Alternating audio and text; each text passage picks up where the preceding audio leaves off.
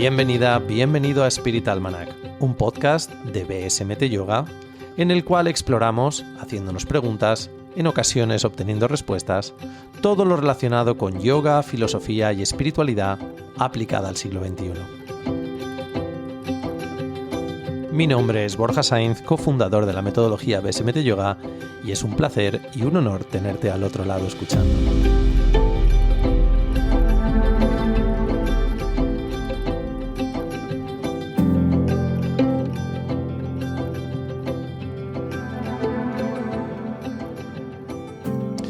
¿Qué tal estáis, queridos oyentes? Bienvenidos una vez más a Spirit Almanac.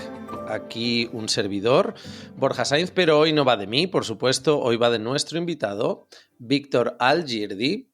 Y le voy a presentar yo porque me ha dicho, preséntame tú. Pero eso es más que nada porque mi voz aterciopelada siempre hace que las presentaciones queden más bonitas, ¿verdad, Víctor? Exacto. Muchas gracias. Maestro de yoga desde el año 2008 y practicante desde el 2003. ¿Qué tiempo ese, Víctor, 2003? ¿Qué estábamos haciendo en el 2003? Mamma mía. Locuras. Formado en Hatha, Vinyasa, Ashtanga y Kundalini, ha integrado elementos de diversas disciplinas y linajes. Eso siempre es lo mejor, Víctor, ¿qué quieres que te diga? A lo largo de su camino, entre Barcelona, India y México. Experto en filosofía e historia del yoga y apasionado explorador de la consciencia y la sabiduría perenne que subyace en las distintas tradiciones. Y un verdadero experto, os lo puedo decir, yo no me pongo la etiqueta de experto, pero soy alguien que considero que lo estudio en profundidad. Y hoy tenemos a Víctor porque la verdad que el tiempo que llevo siguiéndole, como yo hablo en pata, el tío sabe bastante de lo que habla. ¿Okay? Actualmente reparte su tiempo entre clases regulares de yoga, talleres y retiros en México y la enseñanza de la historia y filosofía del yoga a través de un grupo de estudio semanal y la generación de contenido educativo especializado en redes sociales. Luego, hacia el final del podcast, Víctor nos dirá dónde podéis, vamos a compartir, por supuesto, su Instagram, que es maravilloso porque cuando postea estos carruseles deportivos de visión académica, filosofía y tradición del yoga, yo me los guardo todos, son geniales. Víctor, bienvenido a Spirit Almanac y un gusto tenerte. Muchas gracias, Borja. Un saludo desde México. Y un saludo a todos los que estén viendo esto. Víctor, yo pensaba que tú eras de Barcelona. Cuando hablamos el otro día y me dices, pues yo pensaba que eras de Barcelona, pero no, viviste ahí, pero llevas ya tiempo en México, ¿no? Lo soy de Barcelona, pero llevo 10 años viviendo en México. ¿Y qué te llevó a vivir en México? Dilo. Amor. El amor. Sí. Ya sé, es muy cliché, pero así fue. Fue el amor. No fue prana, fue el amor. Bueno, una forma de prana, ¿no? Una forma de prana, sí, claro. Okay. El prana del amor. Yo conocí a Víctor, para que lo sepáis nuestros oyentes, por casualidad, gracias a Pablo de Siéntete y Medita, que un día compartió una publicación y justamente Pablo acababa de hacer una formación con nosotros y yo en mis formaciones siempre hablo, que esto es algo que Tamara y yo siempre decimos, nombrad a aquel que os ha enseñado lo que sabéis, ¿sabes? Entonces yo en esa formación hablé, digo, pues mira, justo he estado en estos últimos meses haciendo un curso online con James Mallinson, tal, y al cabo del tiempo Pablo me compartió una publicación tuya y me dice, pues mira, esta persona también parece que ha estudiado con James Mallinson, tal, y justo lo que leí, me quedé, digo, yo creo que Víctor está haciendo un curso que yo estoy haciendo con James. No sé si... Yo creo que era el mismo porque lo compartiste en el momento, con unos días antes, tal. Y lo mismo, de forma como hay que hacer, lo nombrabas ahí a Sir James Mallinson. Y bueno, pues un poco este capítulo, este episodio del podcast, lo que viene es a hablar... queremos hablar, sobre todo, en dejar a Víctor que nos fascine con sus conocimientos de... el enfoque académico del yoga. ¿Okay? Y creo que la primera pregunta es eso, porque a veces se confunde, la gente a veces no entiende qué es eso del enfoque académico del yoga. Entonces, ¿qué opinas tú? ¿Cómo les explicamos qué es esa visión académica de lo que es el yoga, Víctor? Bueno, pues el enfoque académico sería el estudio del yoga, de la historia del yoga, de la filosofía del yoga, más serio, más riguroso desde la academia, porque si bien es cierto que en el mundo del yoga, en las comunidades, en las escuelas, en las formaciones de yoga se ha venido enseñando filosofía del yoga, tal vez algo de historia, pero no mucho realmente. Más que historia, lo que se han venido enseñando han sido más bien como supuestos orígenes, ¿no? Que casi son leyendas del yoga, pero, pero esta enseñanza realmente era muy limitada, muy sesgada, muy pobre. Durante mucho tiempo se ha apoyado en una cantidad de obras muy reducida, realmente, ¿no? Un canon, un corpus literario del yoga muy, muy limitado y no representativo de lo que realmente es la gran variedad de la literatura y de las escuelas de pensamiento de la India. Entonces, bueno, hay que decir que en realidad el enfoque académico viene de lejos, ¿no? No es algo nuevo. Ya desde finales del siglo XIX ya hay un interés desde la academia, desde universidades inglesas, sobre las religiones de la India. Pero, ¿no?, lo que se viene a llamar el orientalismo, ¿no? Con estos personajes como Max Muller, Hopkins, etcétera, ¿no? Y luego unas siguientes generaciones, como, por decir algún nombre que a todo el mundo le sonará, pues Mircea Eliade, Eliade. por ejemplo, o George Feuerstein, ¿no? Este tipo de eruditos. Descanse en paz, que Pero falleció hace sí, unos años, sí. hace poquito, es verdad. Pero sí es verdad que desde finales de los 90 y especialmente en los 2000, 2010, ha habido como un nuevo acercamiento desde la academia al estudio del yoga, pues que podríamos decir postcolonial, por así decir, ¿no? Como un poco trascendiendo este sesgo que sí había en el pasado, donde los eruditos, los académicos se acercaban al yoga, pero un poco pues desde su, ¿no?, desde su cátedra y desde su abismo cultural y realmente no entendían tan a profundidad lo que era el yoga, ¿no? Sí, en parte querían además un poco posicionarlo donde a ellos les convenía a veces, porque algunos de esos libros antiguos del primer tercio del siglo XX, claramente hay ese sesgo, ¿no? De decir, bueno. Sí, y además ellos comparaban con lo que ellos conocían o lo que les era cercano, que en ese caso y en esa época pues era el cristianismo, eran los valores de una sociedad Sí. victoriana, muy puritana. Entonces, claro, ahí se encontraban con estos hatha yogis, especialmente los saiva, ¿no?, tan radicales y así, y claro, pues no había una comprensión profunda. Y claro, los estudiosos de ahora pues han un poco trascendido este sesgo y lo poscolonial, en cuanto a que además también ya sabemos que la historia siempre o en el pasado se escribía por los vencedores o por los opresores, ¿no? Y eso Los ya, ingleses. eso en sí ya trae mucha distorsión de lo que fue la realidad, ¿no? Hmm. Y lo postcolonial trata de trascender, ¿no?, esa división, esa diferencia y ponerse en el lugar del otro y de la alteridad y de la cultura diferente, ¿no?, más desde dentro, desde una verdadera empatía. Por poner un ejemplo, ¿no?, este contraste entre un Max Muller dando sentencias y cátedras sobre lo que es el yoga, ¿no?, desde su despacho en Oxford, y un James Mallinson a día de hoy que ha vivido y ha convivido durante años, día y noche, comido Sí, con sí, sí. ellos y vivido con ellos con no sé qué linaje sea, pero con verdaderos ascetas, ¿no?, practicantes de yoga de la India. Entonces, ahí se puede ver esta gran diferencia. Sí, que además es que Mallinson es el único que ha recibido ese, llamémoslo como título honorífico, que sería el equivalente a ser, como él lo tiene, que creo que porque también lo heredó de su padre, pero en la India es el único occidental que tiene un título de estos de... No recuerdo ahora que si es Mahat el nombre tal. Hay un vídeo en YouTube que va con el actor, con un actor que además era amigo suyo de la universidad, y justo al Kumbh Mela cuando es el único tío occidental que forma parte de una de estas sectas tan peculiares de Hatha Yogis, que hay una cosa que él dice que además que a mí me fascina, porque dice, es que en Occidente tenemos esta idea de decir, no, ellos viven fuera de la sociedad, y es lo que dice James Mann, dice, no, ellos han creado su sociedad. O sea, ellos viven fuera de la sociedad que nosotros consideramos tal, pero los vemos como, ay, son libres. No, ellos tienen su sociedad, el dinero fluye ahí entre ellos y tal, pero son ascetas, pero han creado su propia estructura, social.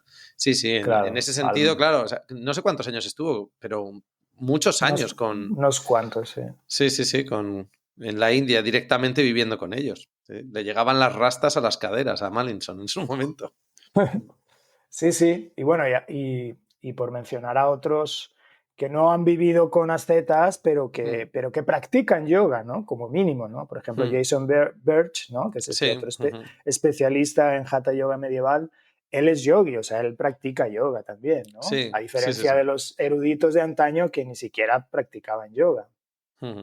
Esto para los oyentes, si no conocéis estos nombres, muchos de ellos son pues profesores, escritores, James Mallinson, Jason Birch, Mark Singleton, Daniel Simpson también ahora ha sacado un podcast y ha escrito un libro que creo que es un libro muy sencillo para aproximarse a esta visión académica también del yoga, pero muchos de ellos son profesores en SOAS, en Londres, o sea que estamos hablando de personas que además tienen eso que se llama PhD, o sea, son profesores como tal y lo digo para que nuestros oyentes lo tengan en contexto, que si quieren investigar, que además para esto también son un poco los podcasts que hacemos, es ve e investiga, ¿no? Es porque tú y yo creo que al final es un poco lo que nos ha pasado, ¿no? De tener esa curiosidad y empiezas a investigar y te vas metiendo en las catacumbas de lo académico del yoga y bueno, ahí está, es otro mundo, igual que a mí me fascina la biomecánica, pero es que es otro mundo, ahí te metes por allí o por acá, ¿sabes?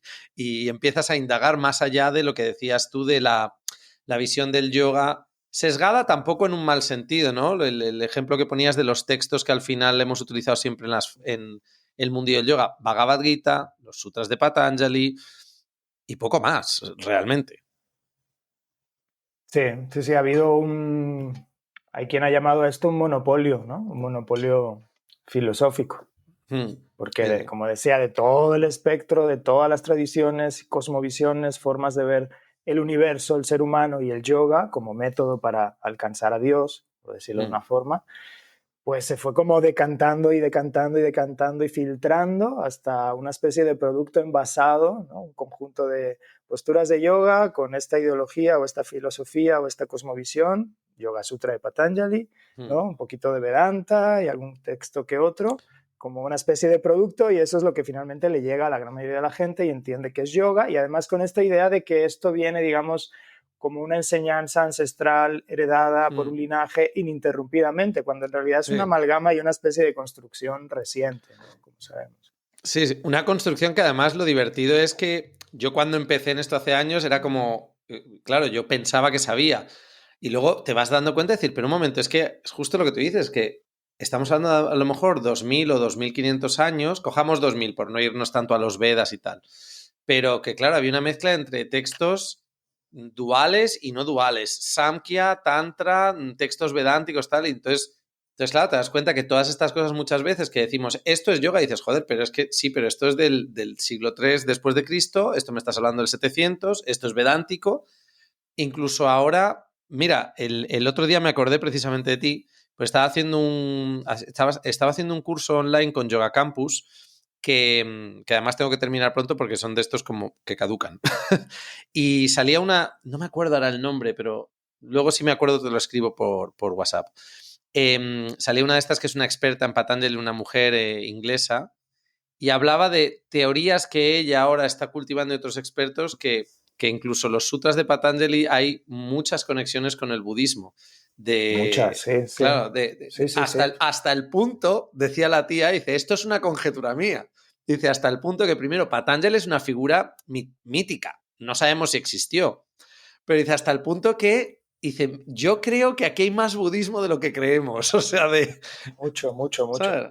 Hay menos hinduismo, entre comillas, que no se llamaba hinduismo en esa movida bramínica en esa época, pero ella dice, aquí hay más budismo de lo que parece. Igual que con el Hatha Yoga, como decía Mallinson en el texto de la Amrita Siddhi, los orígenes al final del Hatha Yoga lo vamos a encontrar primero la palabra Hatha en textos budistas. O sea que es fascinante, pero aquí te hago la pregunta. Cuando desmitificamos todo esto y se había creado esta estructura, como tú dices, en las últimas, pongamos, 40, 50 años que se ha ido dando forma a esta visión occidentalizada del yoga, Claro, esto es duro, porque esto desmitifica muchas cosas que eran pilares fundamentales, incluso creencias de lo que el yoga es. Y ahora vemos que igual no es así. Es duro, claro. Es como, ya lo habíamos hablado, ¿no? Pierde cierto exotismo, ¿no? Cierta magia, cierta potencialidad de dar respuestas y soluciones, ¿no? A los problemas de la vida, ¿no? Esto viene desde los primeros contactos de Occidente con el yoga y cómo se va gestando el imaginario popular occidental en relación a esa práctica, ¿no? Que nos viene de allá de la India. Hay esta fascinación sobre todo por los poderes, por la magia, por esa posibilidad, ¿no? de adquirir poderes y respuestas, ¿no? Pues que quién no los quiere, ¿no? Ahí habría que ver qué tanto el acercamiento muchas veces ha sido desde lo egoico, ¿no? Y no tanto desde una verdadera, un verdadero entendimiento, ¿no? Del yoga. Entonces, pues claro, pierde mucho de esto cuando se empieza a conocer mejor la historia y se van cayendo mitos, se van cayendo leyendas, que yo no lo veo negativo, en realidad es una gran oportunidad precisamente para encontrar más honestidad con la propia práctica y una invitación al estudio, porque al final el estudio es responsabilidad, ¿no? Por ejemplo, últimamente vemos muchos casos, bueno, ya llevamos un rato viendo constantemente casos de corrupción espiritual, de abusos, sí, de maestros que estaban en un pedestal y ¡boom! Y de un día para otro se caen, ¿no? Y miles de personas profundamente decepcionadas, con un sentimiento de traición y que muchas de ellas incluso se van a alejar del yoga, ya no van a querer saber nada del yoga porque se les cayó todo ese ideal. Aquí obviamente no vamos a decir que no tiene responsabilidad el maestro en concreto y obviamente se tiene que hablar de eso, se tiene que juzgar y yo siempre digo intentando analizarlo desde una visión lo más amplia posible, ¿no? No únicamente focalizar en el maestro y lo que hizo, sino todo el contexto. Pero también está la parte de que nosotros también tenemos que justamente estudiar más para poder tener mayor criterio y para no caer en ese tipo de sectas, idealizaciones, distorsiones, etcétera, ¿no? O sea, es una responsabilidad de cada quien también. Vivimos una época en la que, por supuesto, cuando, sobre todo hace ¿qué eran? Tres episodios o 4 del podcast, precisamente hice un episodio que era directamente todo eso, todo el tema de los abusos de poder en el yoga, sobre todo en el siglo XX. Yo mismo he pertenecido a distintas escuelas y el linaje de los Himalayas hay un personaje que es Swami Rama que también abusó de su poder. Y yo no he formado parte porque al final yo nunca me he identificado tal, pero he estado estudiando muchos años a través de ese linaje, esos profesores, etc, etc. Y en los tiempos que corren, claro, siempre hay víctimas y verdugos, pero por supuesto, una cosa es cuando hay que diferenciar quienes han sido víctimas de abuso y quienes hemos estado en entornos en los que, por supuesto, a lo mejor como tú dices, ese personaje, ese líder, ese maestro, ese gurú, palabra también que es controvertida, al final se ha aprovechado de esa situación de poder y sin ser víctimas, ahí yo, por ejemplo, lo que tú acabas de decir, yo siempre he hecho la visión cuando de repente sale la luz o me entero de decir, coño, no tenía ni idea de esto, pero yo estuve ahí, o sea, yo ¿sabes? Yo he practicado este estilo o linaje o tradición, porque al final nos encanta, ¿no? O sea, utilizar también palabras como gruesas, un linaje, una tradición, un tal.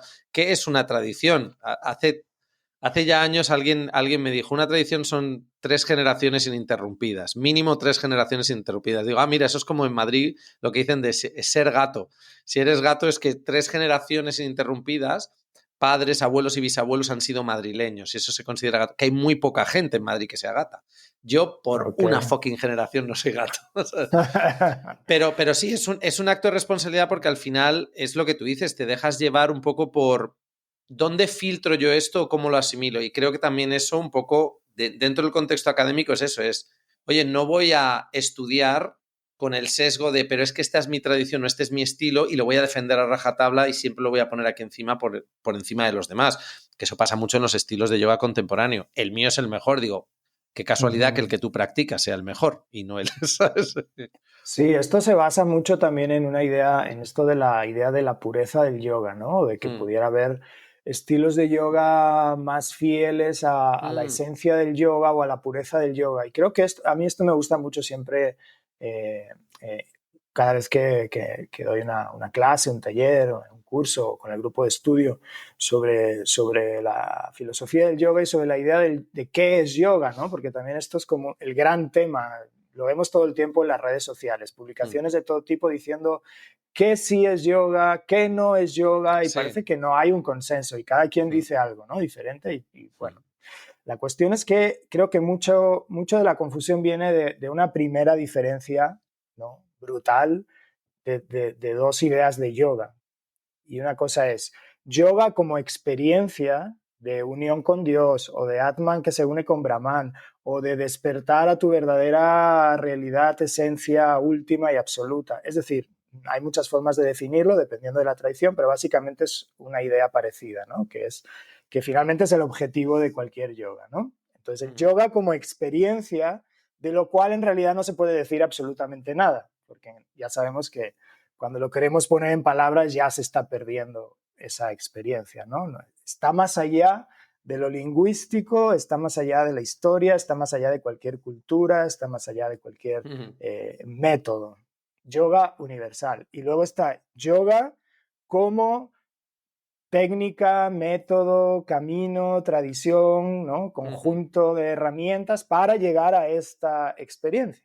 Sí. Entonces, aquí no podemos decir nada y aquí no hay discusión posible. Aquí no podemos decir sí es yoga, no es yoga, da igual. O sea, eso o lo vives o no lo vives, no hay forma de hablar de eso.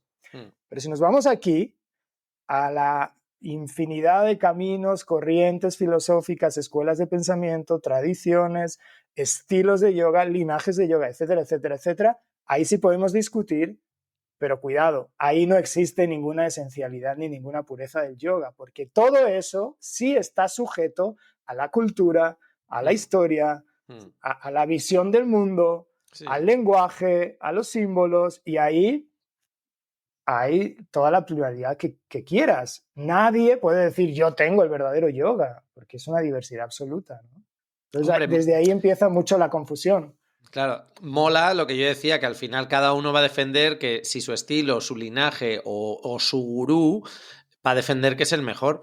Yo ahora cuando estaba, que recientemente, aparte hablamos desde ahí, desde la India te escribí para hacer este podcast, yo ahora que estaba en un ashram de Swami Rama, es lo que decía, digo, ahí a Swami Rama le tienen como Jesucristo, o sea, literalmente como Jesucristo. Y luego hubo un chico que lleva un año entero allí, como no sé si quiere convertirse en Swami y tal, pero él era indio y me fui a tomar algo con él, me invitó un par de días a salir del ashram y comer algo por ahí. Y me dijo una cosa que me sorprendió porque me empezó a hablar de distintos, digamos, personajes relevantes de la India. Me habló, primero él, como muchos indios, a Modi le tienen en muy alta estima, fuera de la India pues no se le tienen tanta alta estima por su visión tan nacionalista y tal, pero bueno, oye, es su país, cada uno. Pero me dijo una cosa que me fascinó, me empezó a hablar de personajes que yo conozco, como Sadhguru Yagi Vasudev, que se ha hecho súper popular en Occidente. Luego en la India, acercándose a Modi, ¿cómo se llama? Baba Ramdev, que ha montado una marca que la llama Patanjali directamente en el aeropuerto. Ah, sí, sí. Sí, sí. Muy turbio, muy turbio. Este personaje es muy turbio. A mí, Baba Ramdev, hay una frase que me alucina, que es: el pranayama cura la homosexualidad. Digo, joder, o sea, mítica frase suya, ¿sabes? De prana. Pues oye, nada, tú te haces un Nadi Shodhana, ¿eh? Claro, pero yo siempre soy de los de dar la vuelta a tortilla y digo, y demasiado pranayama, igual, a lo mejor, ¿sabes? Salgo del armario. Pues mira tú qué bien. Exacto. Estupendo. Qué bueno. Pero bueno, hay un ser. Y mira, la frase que me dijo él es: son todos. Pues él hablaba maravillas de Sadhguru Yagi Vasudev y me dijo: ¿sabes qué pasa? Que en la India también para que un gurú, y él utilizaba la palabra gurú, como Sadhguru, como Baba, triunfen, tienen que salir fuera y mostrar sus capacidades fuera. Entonces él me decía que se fían mucho de cuando un gurú va fuera y a los americanos, por ejemplo, les flipa. Entonces él vuelve a la India y entonces lo peta. Y claro, luego yo pensé, digo, coño, esta es la historia de muchos de los profesores ¿sabes? De la India, que salieron, que en la India, oye, bien, yo soy muy mal hablado, Víctor, no te asustes, pero en la India no se comían un mojón en comparación con lo que pasó cuando salieron de la India, lo petaron fuera de la India y volvieron a la India, muchísimo más populares en el entorno de los, ¿sabes?, de su propio país. Entonces, claro, ahí volvemos a lo mismo, es lo que tú dices, ese mensaje de yoga universal, que un poco que lo que el estado de yoga, ese lugar al que llegamos, lo vas a encontrar si lo analizas también hasta en conceptos de hacia dónde quieres ir a nivel espiritual en tribus nativoamericanas. O sea, es un concepto que es bastante universal, pero es justo eso. Luego están todos los margas, los caminos, los estilos, las interpretaciones, que esa es otra. Es decir, este texto dice esto, pero yo lo voy a interpretar. Es como los sutras, los famosos sutras de Patanjali, que yo creo que es un texto que hemos reinterpretado a gusto de las necesidades occidentales. Porque los sutras no dicen que ahimsa signifique que seas vegetariano o vegano, pero es una interpretación que hacemos para sostener, digamos, una posición también que me parece muy bien, pero... ¿sabes? Sí, siempre ha habido esta tensión, ¿no?, entre lo que es un yoga, como digo, un yoga universal, y que muchos maestros han tendido y han buscado ir hacia allá, ¿no? Por ejemplo, podemos poner como ejemplo Aurobindo, Vivekananda. Hubo una serie de maestros de esa época que incluso se llaman el neo-hinduismo, y tiene esta característica de buscar la universalidad, y ellos entendían que esa experiencia que se buscaba desde el hinduismo era la misma que la del cristianismo y que la del budismo, y buscaban trascender cualquier sectarismo, ¿no?, lo cual es muy, muy loable. Y más bien, en cambio, en los últimos tiempos en la India ha habido un viraje hacia el tradicionalismo, hacia esta idea del Sanatana Dharma, como una especie de sectarismo y fanatismo religioso hinduista, ¿no? Muy lejos de lo que buscaban estos maestros, que desde el tradicionalismo se los pone como héroes, pero en realidad están pervirtiendo su búsqueda, ¿sí? Y siempre ha habido esta tendencia entre lo que es el universalismo y lo que es finalmente el sectarismo y el defender a capa y espada mi escuela y mi estilo y mi maestro es el mejor y mi tradición es la mejor, y la diferencia, ¿no? Siempre ha habido esta tensión. Entonces creo que también debemos hacernos responsables para sí respetar y valorar toda esta diversidad de escuelas de pensamiento, pero sin perder un poco la idea final de que al final pues todas están buscando o yendo hacia lo mismo, que es esta idea de la filosofía perenne. Que habrá hoy en día quien discuta esto, de hecho ya hay personas que están un poco como poniendo en juicio si existe tal cosa como una filosofía perenne, una idea de que finalmente todas las religiones o los caminos de yoga lleguen al mismo océano, ¿no? Hay quien dice que en realidad, ¿qué tal que son diferentes océanos?, ¿no? Pero yo personalmente sí suscribo la filosofía perenne, me hace más sentido y es lo que yo suscribo y es lo que han suscrito todos estos maestros que he mencionado, que han tenido como esa búsqueda, ese corazón universalista. El propio Svatmarama, el autor del Hatha Yoga Pradipika, por poner un ejemplo, tenía este interés, este anhelo, porque a lo mejor no lo saben muchos de los que nos estén escuchando, pero el Hatha Yoga Pradipika en realidad Svatmarama, él no lo escribe. Prácticamente todo lo que está en el Hatha Yoga Pradipika son fragmentos de obras anteriores, y él va agarrando de aquí y de allá, compone el Hatha Yoga Pradipika, pero ¿qué hace Svatmarama? Elimina cualquier rasgo distintivo, es decir, agarra, no sé, el Dattatreya Yoga Shastra, que fue escrito por un Vaishnava, entonces va a agarrar, digamos, la enseñanza más universal y pragmática que le pueda servir a cualquiera, y va a eliminar todo lo que pueda sonar a Vaishnava, porque si pusiera algo Vaishnava y el Hatha Yoga Pradipika le llega un Shaiva, pues ya no lo quiere leer porque no es de mi corriente, ¿no? Entonces él busca un texto que llegue a la mayor cantidad de gente posible, porque él entiende y está animado por esta visión de filosofía perenne y de que finalmente no importan los caminos si al final llegas a este océano que es el mismo para todos, ¿no? Sí. Por poner un ejemplo. Pero sí, siempre hay quien se va a aferrar y va a bajar de lo universal a lo particular y se va a agarrar a su zona de confort y a su camino y a su estilo y a su maestro, y va a acentuar la diferencia con otras corrientes, ¿no? Eso siempre está.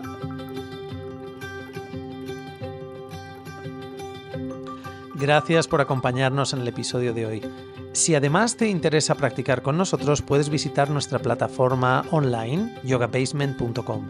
En ella encontrarás cursos, formaciones, pero lo más interesante, puedes unirte a nuestro estudio de yoga online. A través de una cuota mensual tendrás acceso a todas las clases que impartimos ese mes Tamara y yo, tanto de BSMT como de Yoga Nidra, como de Yin Yoga y otras técnicas, pero lo más interesante, vas a poder acceder también a todas las clases previas que han quedado grabadas. Por lo tanto, tienes yoga para pasarte un año en la esterilla. Muchas gracias y disfruta del episodio.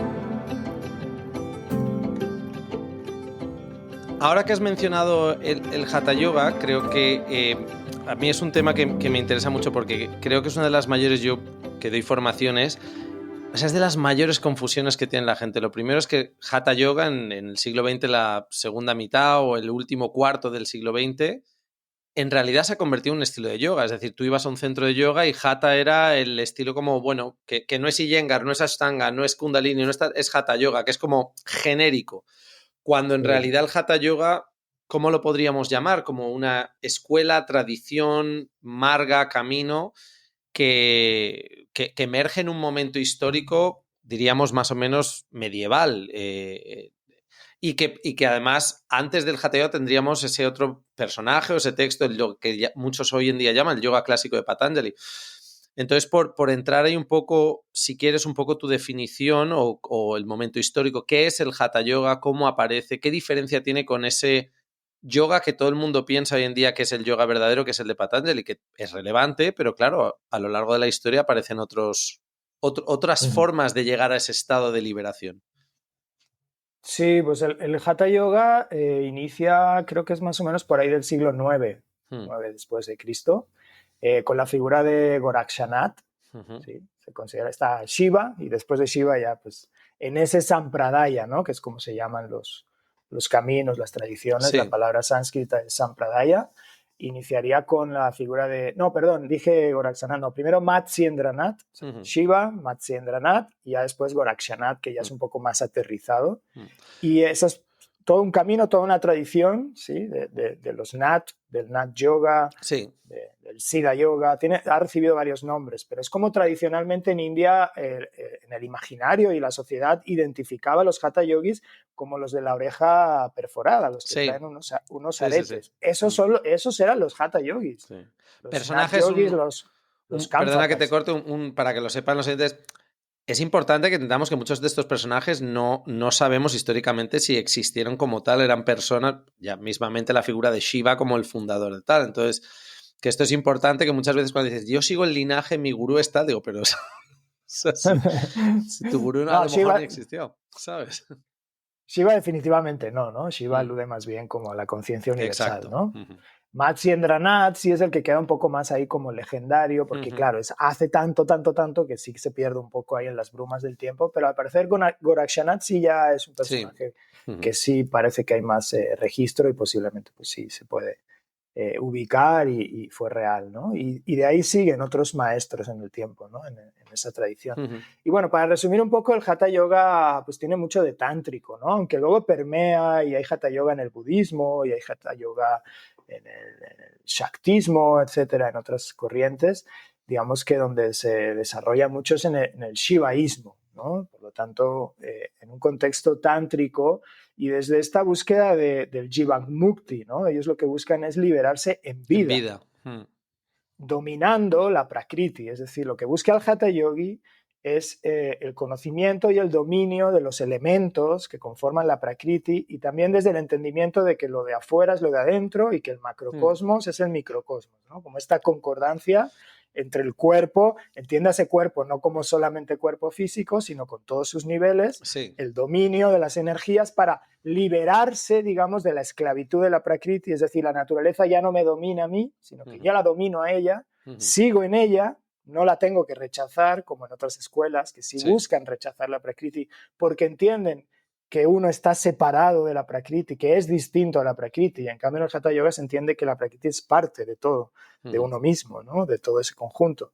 se busca dominar, trascender y finalmente identificarse con Shiva, Bhairava, etc., ¿no? Esta es la búsqueda del Hatha Yoga, que obviamente ha cambiado muchísimo de, como dices, a lo que se entiende hoy en día que es Hatha Yoga, que se entiende como el yoga suave ese, que no, para los que no quiere hacer, el que no quiere hacer vinyasa porque está muy fuerte, pues vaya Hatha Yoga, ¿no? Sí, que de suave si vamos a los textos no tiene nada, porque una de las cosas relevantes del Hatha Yoga al final es que sí, yo es lo que muchas veces digo a los alumnos, digo, lo que enseñamos hoy en día en la esterilla tiene más que ver con esa tradición del Hatha Yoga que con otras tradiciones u otros momentos, digamos, de descripción de lo que es el yoga, como el mismo Patanjali. O sea, yo considero, mi humilde opinión es que lo que hoy en día vemos que es yoga sobre una esterilla tiene poco que ver con Patanjali, quizás más que ver con el Hatha Yoga, con esas partes que son los Shatkriyas o Shatkarmas y la parte de asana. Pranayama no tiene tanta popularidad cuando realmente en los textos del Hatha Yoga, mismamente en el Hatha Pradipika, Pranayama es más relevante que asana. Pero no es una práctica suave, porque cuando ya nos vamos metiendo en pranayama, bandha, mudra, que luego esa es otra. Hacer las cosas como pone en textos del 1500, 1400, no quiere decir que lo más tradicional o lo mejor sea lo que practicaban hace 500 años. Quizás hay muchas cosas ahí que también hay que descartar, porque son un poco... Claro. Heavies para el cuerpo, tener una visión también de cómo funciona el cuerpo humano que hoy en día pues sabemos que no es así, ¿sabes? Entonces, bueno, sí. En eso también hay un ámbito también interesante, ¿no? Que es ese tradicionalismo, todo lo del yoga más antiguo es mejor cuando en realidad no llevamos esa vida. Yo siempre pongo este ejemplo, Víctor. ¿Cuántas mujeres han practicado yoga antes del siglo XX? Poquísimas. Bueno, no se sabe mucho, ¿no? Pero el hecho de que no se sepa mucho ya sabemos que poquísimas. En las pinturas, en los textos, pues no hay. No, no hay y los mucho textos registro. son muy orientados a... Hay un momento, claro, en esos textos cuando empiezan a dar variantes de posturas para mujeres. ¿Cómo era? Por ejemplo, Siddhasana o Siddha Yoni Asana, en el caso para las mujeres. Eso es relevante, que las tienen en cuenta. Pero vivimos un momento histórico que es totalmente distinto a cómo se ha movido. Pero mismamente eso, el momento histórico del Hatha Yoga no tiene nada que ver con el momento histórico, por ejemplo, brahmínico de los sutras de Patanjali. Yo ya no sé, ¿tú qué opinas? ¿Cuál es la época de Patanjali? Porque yo ya me quedo, yo digo ya para redondear 400. Hay unos que dicen 600, otros que dicen 400, otros que dicen 300. Sí, yo tengo entendido que siglo IV. Por el siglo IV después de Cristo. Por ahí. Por ahí. ¿Algo más que añadir del Hatha que sea relevante? Bueno, hay mucho. Para mí es la parte que me especializo desde el punto de vista de porque me interesa especializarme en ese ámbito del Hatha Yoga. O sea, me parece un ámbito muy interesante, su evolución y tal, pero si quieres añadir. Sí, diría que, que creo que es importante tener la mente abierta hacia el yoga en general, pero bueno, si hablamos del Hatha Yoga como método de práctica de yoga que utiliza el cuerpo, ¿no? que va con el cuerpo, pues tener la mente abierta para no caer en el tradicionalismo y en el puritanismo y entender que, como decimos, todo lo que no sea el yoga universal y sea más bien conjuntos, técnicas, tradiciones, linajes, bla, bla, bla, métodos, formas de mover el cuerpo, está en constante cambio y evolución porque la historia cambia y no somos los mismos ahora que en el siglo XV y por lo tanto las formas de mover el cuerpo pues van a cambiar y deben cambiar y debemos estar abiertos también incluso a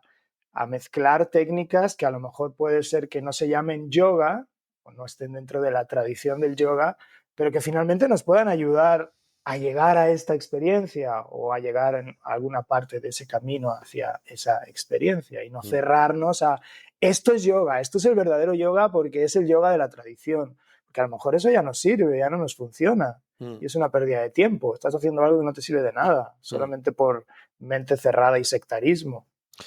Bueno, y por querer conseguir lo que eso promete y al final es una frustración, yo creo que al final ahí es donde está la fina línea que separa, ¿no? Porque muchas veces el yoga no es religioso, espiritual y yo soy un poco I beg to differ, ¿sabes? O sea, históricamente el yoga ha estado muy ligado a muchas religiones, a muchas corrientes religiosas, filosóficas. Y porque a veces cuando decimos una corriente filosófica, digo sí, pero es una corriente filosófica que hasta cierto punto incluso hay hay unos matices hasta religiosos desde el punto de vista de cómo... Es religioso, pero yo soy un gran defensor de la palabra religión. No, yo igual, O a sea, mí, ¿sabes? porque Creo... finalmente la palabra religión es religarse. Exacto. Sí, sí, sí. Religarse. Y eso es lo que busca el yoga, es religarse. Sí, sí, sí. Que se haya hecho después, ¿no? Que hayan hecho las instituciones religiosas en la historia, todos los desmadres que han hecho, el abuso de poder, la corrupción, las alianzas con emperadores, tiranías, etcétera, es otra historia. Eso es el humano. Pero la religión es la mejor palabra para definir ese anhelo muy natural e intrínseco del ser humano, de que percibe o intuye, ¿no? Un origen, una conexión que, perdida de alguna forma. Eso es Sí. el yoga. Eso es yoga, es lo mismo. Casi que Sí. religión y yoga son sinónimos, tal cual. Pero está más de moda decir espiritualidad. Claro. Sí. Ahora la palabra de moda es espiritualidad. Que luego nadie sabe definir. Porque cuando te vas al diccionario se ve claramente lo que significa espiritualidad y es lo que le digo a la gente. Cuando alguien me dice a mí, yo soy una persona súper espiritual, digo, no sé qué quieres decir con eso. O sea, si me dices que eres del Barça, entiendo lo que me estás hablando, pero si me dices que eres espiritual, ¿en qué contexto?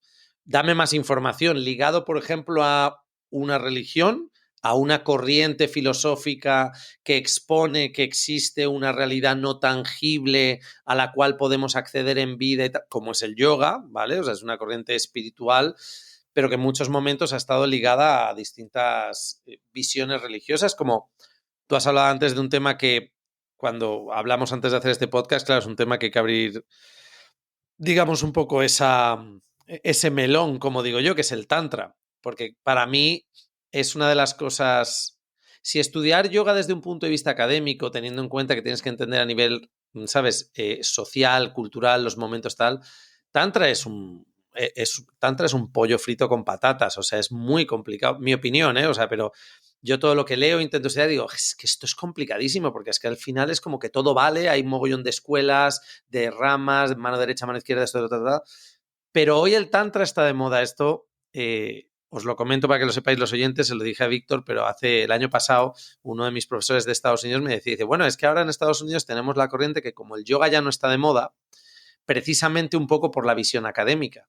La visión académica está quitando la espiritualidad, que en el fondo más que espiritualidad era una especie de mambo jambo, ¿sabes? Mágico y tal. Y la espiritualidad, como dice Víctor, está ahí, pero hay que entenderla, que muchas veces va ligada a una religión y eso no tiene nada de malo. Entonces, este profesor me decía, el yoga está perdiendo interés por parte de que quienes quieren un poco llevar una vida desligada de lo tangible y quieren la magia, ¿no? Y dice, ahora el tantra es lo que está de moda, ¿no?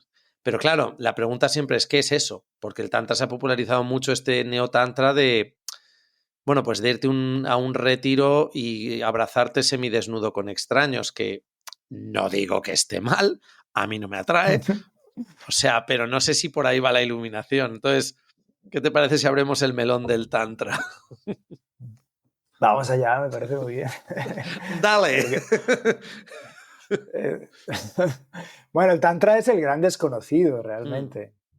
O sea, ya desde hace mucho, incluso en el mundo de la academia, desde los inicios del orientalismo y del estudio de las religiones de la India, el Tantra ha quedado un poco fuera. O sea, si uno va a buscar, ¿no?, toda la tradición de literatura orientalista, de estudios religiosos indios por parte de Occidente o incluso dentro de la misma India, hay muchísimo sobre Vedanta, hay muchísimo sobre Samkhya, hay muchísimo, obviamente ya sabemos, sobre Yoga Sutra de Patanjali, sobre Hatha Yoga, no tanto, pero hay. Pero sobre Tantra quedó muy fuera, ¿no? Habría que preguntarse por qué. Creo que esto viene ya desde incluso antes del orientalismo en la misma sociedad india. Sí hay como una predilección por ciertas escuelas de pensamiento. En algún momento por ahí del siglo XVI, XVII, incluso hay autores que hablan de un proceso de vedantización. Digamos que la élite intelectual erudita india, o sea, los pandits, ¿sí? Digamos que ponen a Shankara, a Adi Shankara y el Advaita Vedanta como la cúspide del pensamiento indio, ¿no? Como la escuela de pensamiento más sofisticada y elevada. Y hay un rechazo y un desconocimiento del Tantra ya desde hace mucho, ¿no? Y bueno, seguramente esto tiene que ver con lo que supone el Tantra, con el desafío y la amenaza intrínseca que supone la visión del Tantra a la misma sociedad india, porque lo primerito que hace el Tantra ya desde inicios del milenio, ¿no? Con los primeros Pasúpatas, es empezar a cuestionar esta idea de la pureza y la impureza, ¿no? La dicotomía pureza-impureza que está en el núcleo del pensamiento indio, de la sociedad india, toda la división de castas, lugares puros, lugares impuros, actos impuros, todo eso permea el pensamiento indio tradicional brahmánico, ¿no? Vamos a hablar de lo que es la ortodoxia brahmánica, el mainstream, ¿no? Brahmánico de la filosofía india. Sí, porque entonces ya desde ahí... Sí, yo te corto por hacerte una pregunta y tú me corriges, porque precisamente una de las cosas que hace el Tantra además es como que todo lo de los textos revelados, que era Shruti, ¿verdad? Shruti es el revelado por Dios en los Vedas, Tantra es como... ¿no? Pues le da un poco igual en cierto modo, o sea, el peligro lo peligroso que es, como dices tú culturalmente, cuando llega una corriente de pensamiento que dice... Este es mi resumen de Tantra. Todo vale. ¿Sabes? Todo vale, depende de cómo lo haga, todo vale. Y eso es peligroso, claro, para un poder establecido o una sociedad incluso que pretende tener una estructura. Perdona la interrupción. Claro, es una amenaza para la casta brahmánica, ¿no? Por ejemplo, exacto. Porque la figura del brahman en la India, o sea, el brahman, la persona, ¿no?, que es brahman, se entiende, se considera que ya por el hecho de ser brahman es pura, ¿no? Es una persona pura y por eso tiene, digamos, la autoridad para hacer un poco como de intermediaria entre brahman, ¿no? Y bueno, en los tiempos védicos, entre los dioses y el pueblo, ¿no? Que sería como un cura, para que lo entiendan nuestros oyentes. Exacto, sería como un cura. Sería como un cura, el cura del sacerdote, pueblo. Un sacerdote, cardenal, sí. Un sacerdote, sí. Entonces, claro, llega esta gente que empieza a cuestionar que exista en el universo esta dicotomía. ¿Realmente existen cosas puras y cosas impuras? ¿O esto es una construcción mental? ¿O hemos construido toda una sociedad en base a una locura mental de dividir el universo entre puro e impuro? ¿Qué tal que no? Que eso es una tontería. Eso ya es una amenaza enorme, ¿no?, para los mismos cimientos de la sociedad. Por esto estos primeros pasúpatas empiezan a experimentar con lo impuro. Por eso se empiezan a ir a los crematorios, a los lugares, ¿no?, donde hay muerte, y luego empiezan a experimentar con sustancias prohibidas, la sangre, el semen, la carne, etcétera, ¿no? Un poco para romper, porque ellos consideran que esta dicotomía puro-impuro es un limitante para la religiosidad, o sea, para una verdadera conexión con lo espiritual. Eso es un obstáculo, entonces buscan romper con esa rigidez. Ahí inicia todo el largo camino del Tantra, toda una época, digamos, de sofisticación en cuanto a los cultos Krama, los cultos Kaula, ¿no?, círculos muy bien pensados de dónde se sienta cada quien y qué tipo de ofrendas se hacen y qué tipo de sustancias se toman, y etcétera, etcétera, ¿no? Y empieza a surgir esta idea que hemos visto del Hatha Yoga de la homologación entre el macrocosmos y el microcosmos, y por lo tanto también de diferentes niveles de conciencia que están representados con diferentes diosas, y por eso el culto a las diosas y finalmente a la gran diosa, ¿no? La Shakti, etcétera, etcétera, etcétera, etcétera. Pero eso luego se va interiorizando. Hay un momento que es el momento del shivaísmo de Kashmir y los grandes exégetas, que se va prescindiendo cada vez más del propio ritual y también del ritual sexual, del ritual del Maituna, que es esta idea muy asociada al neotantra, ¿no? O sea, uno escucha tantra en la actualidad y luego piensa en algún tipo de ritual mágico, espiritual, divino y angelical. Una paja cósmica con los pies. Sí. De un sexo increíble. Claro, es que es eso. O sea, es como, me van a hacer un masaje que va a ser sexual, pero no es sexual, pero esto... Sí, pero bueno, yo ahí tengo mi teoría de por qué es un producto de mercado bastante vendible, ¿sabes? Pero... Sí, claro, porque ya hemos visto que desde Occidente siempre ha habido, por un lado, esta fascinación de lo exótico y de la posibilidad de obtener poderes, ¿no?, del yoga y de las prácticas orientales, y en el caso del Tantra, además, poderes sexuales, lo cual es una doble fascinación, ¿no? Sí. Wow, voy a obtener la técnica secreta para ser aquí un semental o una Sí, sí, sí. Shakti El sexo poderosa, tántrico ¿no? de toda la noche sin eyacular. Hay Sí, hace tiempo leí es que no me acuerdo pero tenía que ver con, pues, un poco la introducción de todas estas ideas por parte de Avalon en Occidente, tal, y claro, en este texto, en este libro, es que no me acuerdo del título, a ver si lo encuentro y tal, pero se hablaba un poco también de cómo, a quién llegan todas estas ideas tántricas en Occidente.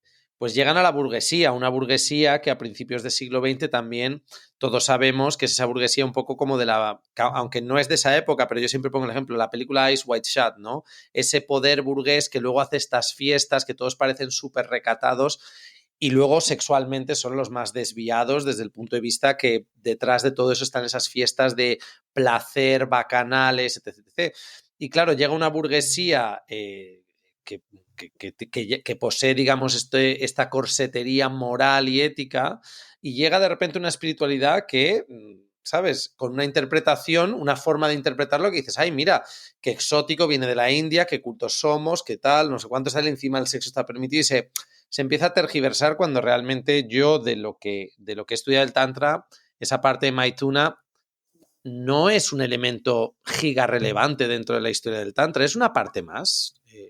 Que muchas veces, como decía uno de los profesores que tuve, que era indio, nos enseñaba Pandit Rashmani Tingunait, que hablaba de Maituna diciendo, bueno, había ritos que no tenían que ver con tener sexo por placer o tener sexo con desconocidos, y nos contó dos ritos que había dentro de este contexto de Maituna, y digo, teniendo en cuenta el tabú que supone estar casado y ser infiel a tu mujer, uno de los rituales era ser infiel, o sea, estar casado, rompe con ese tabú, porque un poco esa idea de tantra es rompe con ese tabú, pero encima te vas a acostar, vas a tener sexo con alguien que ni siquiera te atrae sexualmente. Y digo, joder, pues qué puta mierda de plan, también te digo, Víctor. Pero bueno, y la otra era tomarse una especie de cóctel que tú antes has dicho, esas mezclas de semen, saliva y sangre, ¿sabes?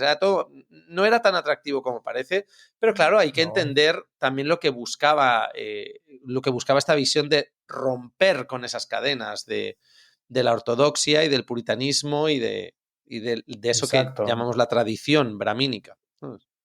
Sí, sí, no, está muy romantizado, ¿no? Pero realmente A estos saco. cultos tántricos, como dices, no era una cosa no era uno que a lo mejor uno quisiera hacer a día de hoy. Me van a dar un vasito de una mezcla de sangre menstrual y semen y... No, gracias, no le entro, ¿no? Pero hay esta idea muy romantizada de sí, de un ritual, ¿no?, divino, que me va a elevar y está muy alejado de lo que es el Tantra, porque el Tantra al final es muchísimo más amplio. El sexo solamente es una parte de todo lo que abarca el Tantra, ¿no?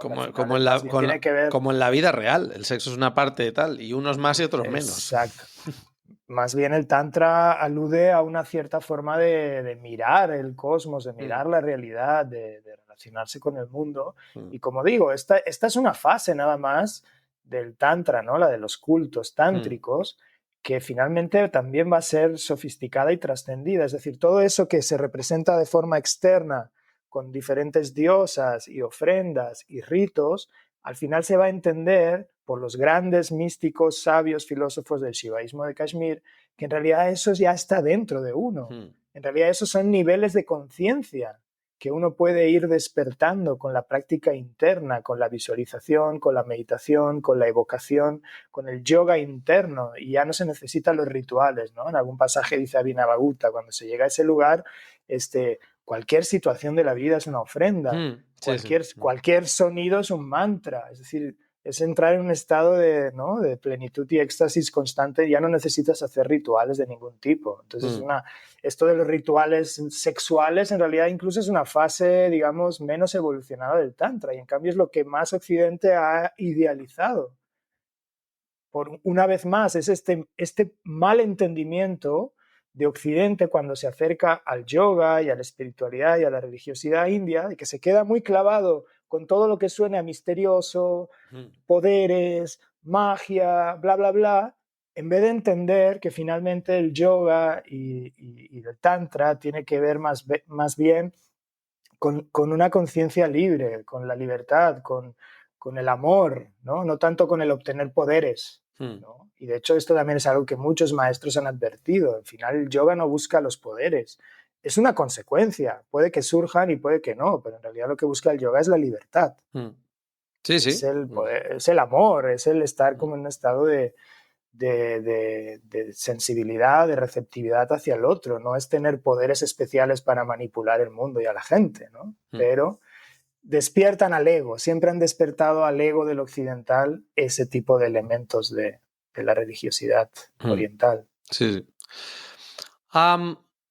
Vamos a ir hacia el final de nuestra charla. Yo ya mientras estabas hablando digo, a Víctor le tengo que traer en el futuro y en este proyecto que es Spirit Almanac, que además como de hacer de repente, oye, Víctor, vamos a hacer uno solo de esta movida. Venga, vamos a hablar solo de esto. En vez de, aquí estamos hablando de un amigo, pero creo que, igual que los oyentes, creo que, o sea, si no le conocíais, habéis dado con una persona extremadamente interesante y culta dentro de este ámbito del yoga, así que es un placer escucharte hoy. Pero quería ir como un poco hacia el final, hemos hecho un poco un recorrido, que, pues eso, un recorrido superficial para que la gente entienda, pero ¿dónde estamos hoy? Voy a abrir el melón hoy, lo voy a abrir yo. Yo acabo de volver de la India y mientras estaba allí, yo soy muy poco romántico desde el punto de vista espiritual, ¿vale? O sea, soy una persona que lleva media vida dedicada a esto, pero soy poco romántico en el sentido de que decir, yo lo paso por mi experiencia y ya está. Y mi experiencia, precisamente, yo soy una persona que no pretendo inculcársela a alguien como esto es verdad porque esta ha sido mi experiencia. Pero volviendo de la India y a lo largo de mi vida en otras ocasiones que he tenido la oportunidad de estar en lugares que sean sagrados o en corrientes cerca de, ¿sabes?, de personas con corrientes filosóficas, la verdad que he quedado un poco desencantado esta vez porque volvía diciendo, creo que el problema es que los occidentales al final espiritualizamos a la India más de lo que la India es espiritualmente. Es decir, la India es un país jodidamente complejo desde un punto de vista político, social, geopolítico. Ahora mismo, meses antes de que llegase allí, se ha convertido en el país más poblado del planeta, ya ha superado a China. Es un país con enormes complicaciones en lo que a esto que nosotros llamamos pobreza se refiere, porque para ellos pobreza es otra movida. O sea, nosotros lo que para nosotros llegas ahí y dices pobre y dices, no, y este está bien. ¿Sabes? Vete a la zona de Bihar o Calcuta y verás lo que es pobreza. Pero claro, aquí yo hablo mi opinión para que contrastemos opiniones tal.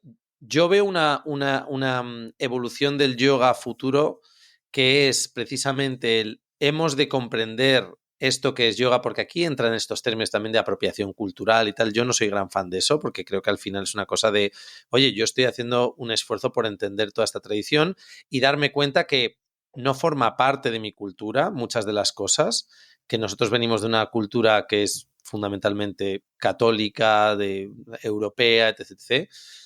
Pero claro, ¿hacia dónde vamos? ¿Hacia dónde va el yoga? Ya tenemos esa parte académica. Sabemos probablemente más de yoga hoy en día o tenemos acceso a información de yoga hoy en día, más de la que jamás ha habido en la historia de la humanidad.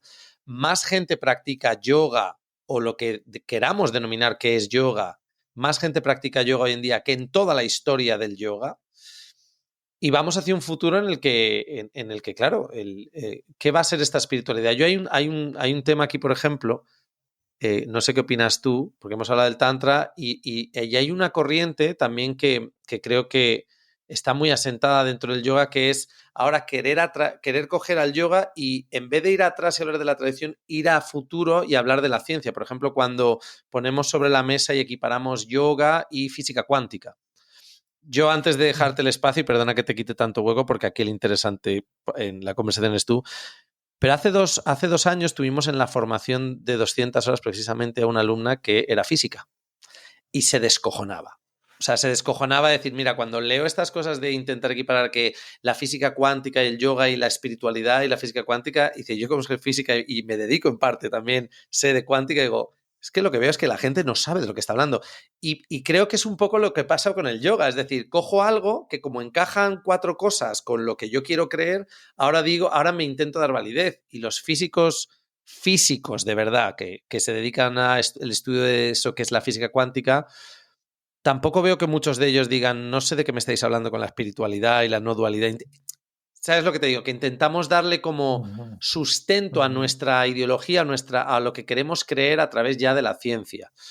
Entonces, ¿cómo ves tú esa evolución del yoga? Y en esto que te he dicho de la física cuántica, yo no tengo problema, simplemente veo que al final es un poco como intentar meter a cucharadas más y más relevancia al yoga con cosas que a lo mejor no tienen tanto que ver con el yoga. ¿Hacia dónde vamos en el futuro? ¿Cómo ves tú el yoga en los próximos 30 años? Bueno, yo cuando pienso en esto de hacia dónde vamos, depende del día en que lo piense. Si me he levantado positivo,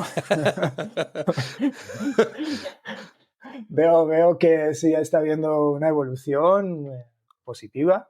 Por ejemplo, siento en esos días, siento que sí es cierto que estamos despertando, o a mí me parece que cada vez hay más gente que de verdad está despertando un poco de este siglo de brumas, ¿no? De desconocimiento real de la historia del yoga y de leyendas y de mitos y de discursos que se han perpetuado y que no permitían un estudio un poco más realista. Y creo que ahora mucha gente está despertando poquito a poco y creo que gracias pues, a la labor que tú haces y hacemos, ¿no? Y hay un verdadero interés. O sea, veo que hay mucha gente que realmente sí quiere estudiar un poco más en profundidad, ¿no? ¿Cómo ha surgido todo esto? ¿De dónde viene? ¿No? Hay un anhelo real, sincero. Pero otros días me levanto más negativo y a lo mejor veo el celular y veo que ha aparecido el pizza yoga o el yoga con cabras. Y ese día digo, la humanidad perdió la batalla. Espera un momento. Yoga con cabras existe, pero ¿pizza yoga existe o te lo acabas de inventar tú como decir? Hace unos días, hace unas semanas, Frank de la ciencia del yoga, sí lo ubicas, ¿no? Sí. Estuvo publicando algo del pizza yoga, pero ya nunca me quedó claro si realmente apareció el pizza yoga o ya fue como una parodia de lo que ya de por sí es una parodia, ¿no? Pero bueno, no me extrañaría, porque ya con todos los yogas que han aparecido, no me extrañaría nada que existiera el pizza yoga, ¿no? Alguien me dijo que hacían posturas con forma de rebanadas de pizza o algo, pero bueno, sí, suena muy limitado, ¿no? Creo que... La esterilla tiene forma de porción de pizza. Pero bueno, para ejemplificar esto, ¿no? Pero bueno, ya fuera de broma, creo que todos debemos... No, fuera de broma, no, perdona que te corte, porque es que gran parte de la evolución del yoga hay una parte que es como una broma. Es como... Es una broma cósmica ya. Asumamos lo que va a estar ahí un tiempo. Sí. Pero eso, justo, creo que debemos responsabilizarnos todos para estudiar más de historia y de filosofía, por un lado, limpiar un poco más esta mirada hermenéutica, es decir, sí, volver a la historia, al pasado, a las tradiciones del yoga, pero con una mirada hermenéutica, es decir, entendiendo que somos sujetos del siglo XXI, es decir, con una crítica también de lo que es una sociedad patriarcal, ¿no? Contextos patriarcales y cosmovisiones que en ciertos elementos o partes constitutivas son retrógradas, ¿no? No nos sirven, no podemos tomarlo todo así tal cual de la tradición. Más bien buscar ese corazón universal, ¿sí? Una vez más, inspirarnos en todos estos maestros que los ha habido en todo el momento histórico. Han buscado esa mirada universalista justamente para no caer en las trampas del tradicionalismo y del sectarismo. Y nosotros mismos también tenemos que volver hacia la tradición para encontrar ciertos valores y enseñanzas valiosas que nos pueden orientar en un momento donde es muy fácil perderse con el pizza yoga y el cabra yoga y el yoga cuántico, que ahora voy a eso, ¿no? Exacto, se puso muy de moda lo cuántico hace unos años y esto viene, como dices, de esta búsqueda constante de legitimación de algo que en gran parte es de la dimensión de la energía sutil, de la mente, de la psique, y que nunca, jamás va a poder ser demostrado por la ciencia material. Es tu experiencia personal. Son niveles diferentes, se complementan, sí, pueden haber correlaciones, pero tratar de decir, es que la física cuántica dice que tal, es un absurdo. Y como dicen los mismos físicos cuánticos, dicen, pero la física cuántica jamás en la vida dijo eso. ¿De dónde han sacado eso? ¿No? No, si los propios físicos cuánticos dicen, joder, estamos nosotros intentando entenderlo y de repente llega un yogi y dice, ya lo he entendido. Y dice, ¿pero qué Lo estáis entienden contando? mejor que nosotros. Claro, ya lo entienden mejor que nosotros. Pero porque creo que al final intentamos, y a mí me ha pasado, no sé si a ti te ha pasado en los años que llevo, mira, todos tenemos malas rachas y queremos que nuestras ideas validen la realidad que nos rodea y al final creo que eso es un poco la tristeza del camino espiritual. Estás jodidamente solo. O sea, mi experiencia personal yo voy a hacer 20 años, la mitad de mi vida dedicado a esto, no dando clases, sino practicando y dando clase 15, pero yo ha habido momentos que he estado muy solo y he buscado validación en textos, en libros, en podcast, en vídeos de YouTube, en documentales. Es decir, mi opinión, lo que yo creo, es válida. Por lo tanto, voy por el buen camino. Porque ayuda, porque dices, estoy aquí solo, estoy jodido y estas son mis creencias y la gente... Y encima en el mundillo del yoga, al final, se nota que hay un perfil de gente que es como más... A veces podemos utilizar la palabra sensible no de plan de yo soy un sensiblón, sino sensible de...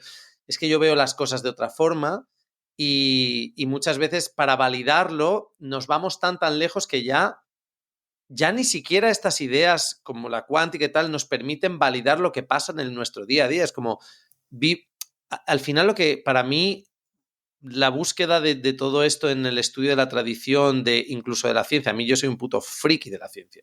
¿Sabes? Yo tengo ChatGPT metido en mi móvil y todo el día le pregunto cosas. Soy el defensor igual esto hace que el podcast vaya mal, porque en el mundo del yoga esto no me gusta, pero yo soy un gran defensor, por ejemplo, de la inteligencia artificial. O sea, pero porque además veo que hay una corriente en la humanidad que es todo lo nuevo aterra. Todo lo nuevo aterra. Y cuando dicen, nos van a quitar trabajo, digo, pero si tu trabajo no te gusta, ¿qué más te da? pero es esa validación y yo creo que a lo largo de la historia del yoga también ha habido mucho eso. Todos queremos validar que lo que estamos haciendo, que no vaya a ser que me esté equivocando, porque no voy a estar 20 años meditando y que luego no haya un más allá, no haya un Jivan Mukti, no haya un Moksha, no haya un Turilla, no haya un Manon Maní, no haya un... Todos estamos conectados en el macrocosmos, ¿sabes? Y Interestelar llevaba razón en la película. Ya estoy desvariando, te dejo tú.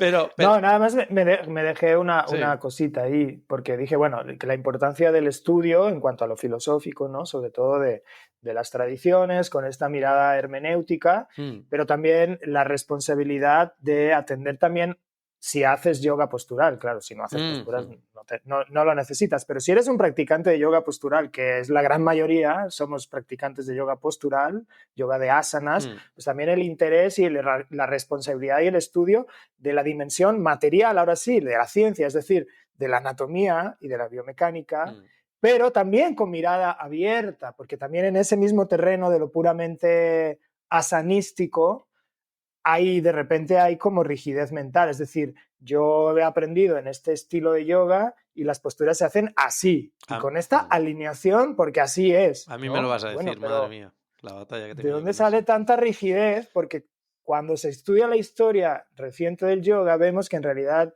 la mayoría de estilos que practicamos aparecen como fruto de la innovación y la experimentación en un momento histórico donde se puede experimentar, no es tan mal visto experimentar y mezclar técnicas, gimnasia moderna con hatha yoga medieval, calistenia, gimnasia sueca, gimnasia danesa, el sistema de Müller, gimnasia armónica, o sea, hay todo un conjunto de exploraciones ocurriendo y la gente puede mezclar. Y de ahí es de donde salen los estilos de yoga, de hatha yoga que practicamos ahora. Ashtanga Vinyasa Yoga, BKS Iyengar, Anusara, todos surgen de ahí, pero con el paso de los años se han ido volviendo como cada vez más rígidos, cada vez más cerrados. Y es como, no, solo puedes hacerlo de esta forma, ¿no? Y incluso abrirse, como decía, a que tal vez desde las artes marciales, desde el Qigong, desde el Tai Chi, de aquí y de allá, también podemos incorporar. Es decir, al final las formas de mover el cuerpo son infinitas. ¿Por qué nos vamos a limitar a una forma? Porque supuestamente esa forma surge o viene de una supuesta tradición que nunca existió. Exacto. ¿no? Entonces, es que aparte y que además muchas veces... No, perdón, no, Digo, y además, sí, iba a decir que tú además estás haciendo una cosa muy interesante que hablamos el otro día, que lo vi, de yoga con pesas, que es como sacrilegio, es como no, porque además ahora te voy a preguntar por eso, porque tú sabes mucho también de comienzos o a partir de los años 30 en la India hay esa explosión de la fisicalización de, que no lo llamaban ni yoga, pero una, ¿sabes? Empezar a mezclar cosas. Entonces, continúa, pero que te quería preguntar por eso, porque de eso sabes también mucho.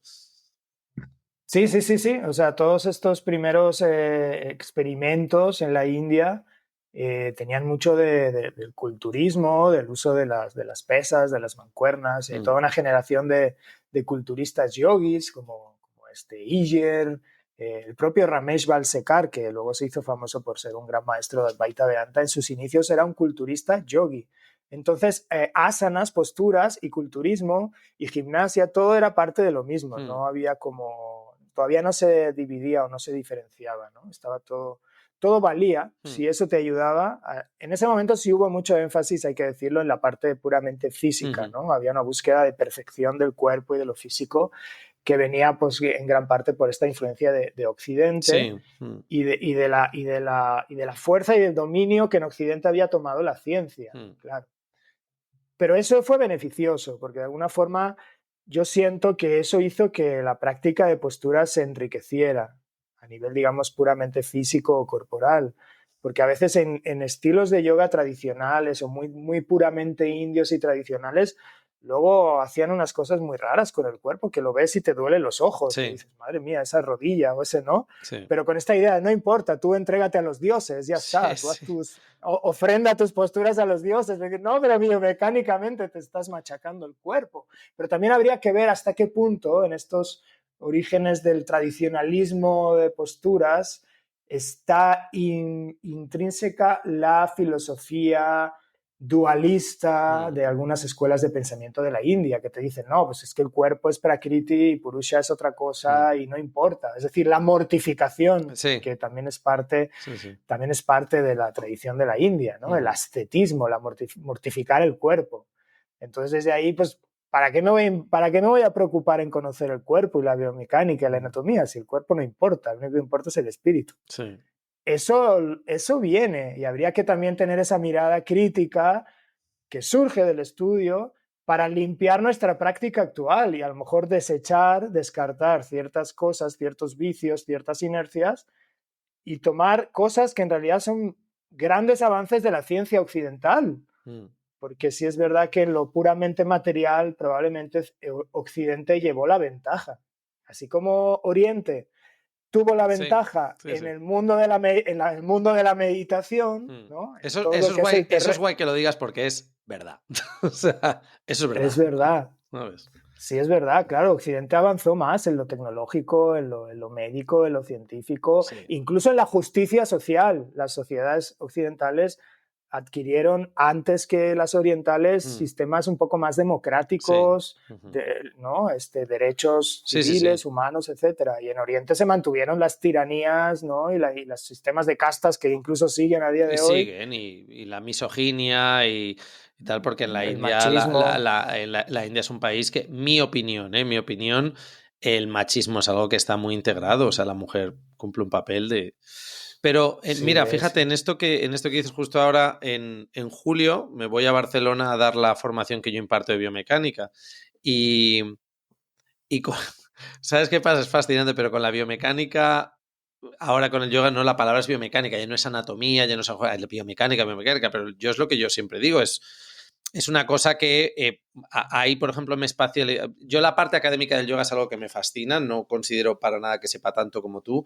Biomecánica es la parte que sí que es como soy un fucking puto freak, pero por ejemplo he visto que ha pasado lo mismo en el ámbito del yoga con la fascia. Y la palabra fascia se ha convertido como en algo ahora que es como hasta una movida, una corriente espiritual. No todo es la fascia. Y al final es como, yo que lo estudio en profundidad, es como, la fascia es un tejido más. O sea, es un tejido que nos aporta una visión ahora muy interesante. Decir, coño, que había conexiones que antes a lo mejor no entendíamos. Pero es un fucking tejido más. O sea, la fascia y la miofascia no es más importante que el hueso, el músculo y tal. es un tejido más. Y ahora, de nuevo, parece que todo es la fascia. Y la fascia lo soluciona todo. Y en yoga la fascia y la fascia y la fascia. Se está espiritualizando, ¿no? Y al final veo que lo triste es como, joder, se espiritualizan cosas. Quienes espiritualizan estas cosas no saben de lo que están hablando. No saben de qué es fascia, qué es cuántica, qué es etc, etc, etc. Entonces es un poco eso. Es decir, sí, si haces yoga postural, haces asana, hay un énfasis en asana que tiene millones de beneficios dada la vida de mierda sedentaria que tenemos, que también es eso. Bueno, ahora en la India yo lo veía, yo como mi mujer siempre me dice, tú es que estás todo el día mirando a la gente ahí cuando corren, cuando tal, me pone a veces imágenes de Instagram de alguien haciendo posturas, porque Tamara es una experta, por ejemplo, en todo tema también desde el punto de vista tradicional del yoga, chakras, filosofía, ayurveda. Tamara es la experta aquí en esta casa de sistema nervioso, ahora con el libro que ha sacado de Yoga para la Calma. Te tenemos que mandar una copia del libro firmado por ella. Gracias, Víctor. pero al final es un poco eso, es decir, siempre queremos coger algo una vez más que valide. Es como cada vez que queremos avanzar y dices, vale, es importante en el yoga postural aprender las cosas bien, pero también relájate, es decir, ¿sabes? Igual que antiguamente era todo vale, por lo que tú has dicho, ahora también es todo vale porque todo está desbloqueando, la fase desbloquea.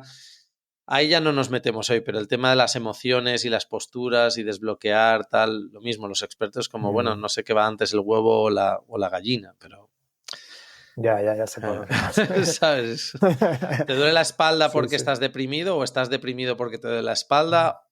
O no tiene nada que ver, estás deprimido y aparte te duele la espalda, ¿sabes? Pero siempre buscamos validación. Yo a esto lo llamo la psicologización del yoga, ¿no? A veces como darle como demasiado énfasis a lo emocional o a lo psicológico para tratar de explicar cosas que a lo mejor se explican nada más con la dimensión física, ¿no? Como que no hay que darle tantas vueltas o hacia el otro lado, ¿no? O como traer lo espiritual a lo puramente psicológico. O sea, es decir, hay mucha psicologización. Lo vemos en las redes sociales constantemente, en Instagram, ¿no? Como millones de personas e influencers dando fórmulas, así en un carrusel te dan una fórmula de psicología, básicamente, de cómo estar bien, ¿no? Cuando bueno, tienes que ir a terapia, ve a hacer terapia, no te vas a sanar con un carrusel, ¿no? Y ahora todo es como muy psicológico, ¿no?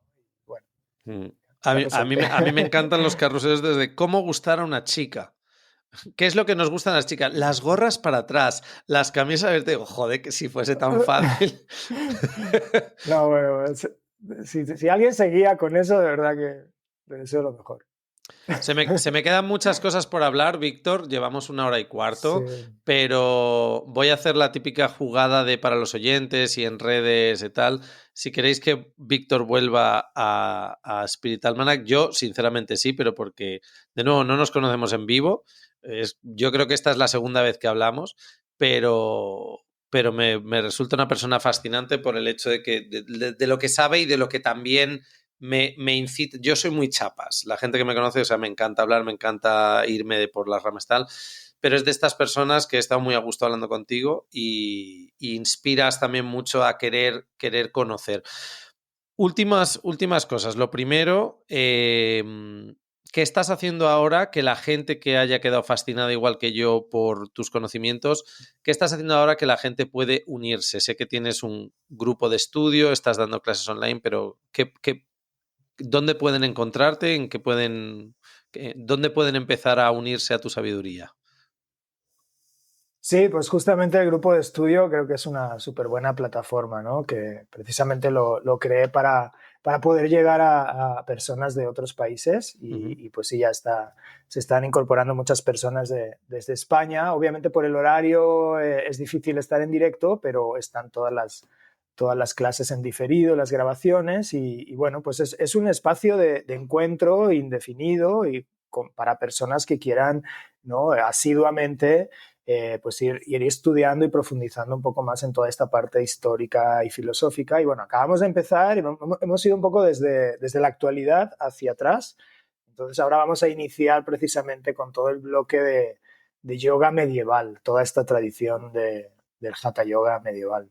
Empezamos el 10 de junio. 10 de junio. Este sábado no, el otro. Ok. Yo voy a Entonces, poner bueno, de ahí me todas pueden formas las contactar. redes de Víctor y a través de tus redes contactan para unirse al grupo, supongo. Así es, Perfecto. sí. Y también clases online impartes, ¿no? Por si quieren unirse a tus clases. Sí, también. Igual, también doy clases online toda la semana y también pueden obtener las grabaciones si no se pueden conectar en directo. Estupendo. Cerremos con lo siguiente, Víctor. ¿Algún consejo de tu experiencia, vida con el yoga? ¿Algún consejo que creas que ahora a alguien le pueda ayudar? ¿Qué aconsejas a la gente que haga dentro del ámbito del yoga hoy en día? Si, por ejemplo, hemos hablado a nivel formativo, de estudio y tal, bueno, a ver, mi consejo es que os unáis al grupo de estudio de Víctor, sinceramente. O sea, ¿sabes? Para mí ese sería mi consejo, ¿sabes? Pero algún consejo que quieras dar ya desde un punto de vista más personal a los oyentes, a alguien que puedas inspirar, que seguro que le beneficia. Sí, pues en realidad es un poco en lo mismo que acabo de decir, o sea, reitero un poco por ahí, ¿no? Que si vas a practicar yoga, estudies más sobre yoga. Si vas a practicar yoga postural, estudies más la parte de la anatomía, ¿no? Del conocimiento del cuerpo y con diferentes como visiones, maestros, escuelas, un poco también para tener ahí como dónde comparar, ¿no? Porque no te quedes en una sola, porque a lo mejor creo que en todos los estilos de yoga siempre hay ciertas carencias. Es decir, todos los métodos de yoga, todas las escuelas de yoga son muy buenas, tienen mucho que ofrecer en unas áreas, pero por lo general siempre tienen carencias, siempre tienen algunas áreas de sombra, porque el que inventó ese método, ese maestro, pues bueno, inventó un método que a él le funcionaba y a Sí. cierto grupo social de personas, de constituciones físicas, les iba muy bien. Pero es imposible hacer un método que le funcione a todo el mundo. Es un poco como con las dietas, ¿no? Ya, sí, ¿Cuál es sí, la sí. mejor dieta? Es que La no hay una tuya, dieta la universal, tuya. la tuya, ¿no? Y en ese momento, porque además puede ser que ahora te funcione un método y después ya no. Totalmente, el cuerpo cambia. Entonces, tener esa apertura mental para tener una práctica lo más rica y variada y nutritiva, como con la comida. Sí, sí, sí. No vas a comer todos los días lo mismo, vas a tener, ¿no?, que comer mucha variedad para tener todos los nutrientes. Con el movimiento pasa lo mismo. Trabaja esto, pero también trabaja la fuerza, también trabaja la movilidad, etcétera, etcétera, ¿no? Y eso te lo van a dar diferentes métodos, escuelas y visiones de cómo mover el cuerpo humano y que trasciendas incluso la palabra y la etiqueta yoga, o sea, que busques formas de moverse que están fuera del ámbito del yoga y que probablemente, fíjate lo que te digo, sean más yoga que muchos métodos llamados yoga. El Porque efecto, sí, sí. El efecto sanador muchos que métodos tienen es lo llamados que yoga. quieres. Sí, sí, sí.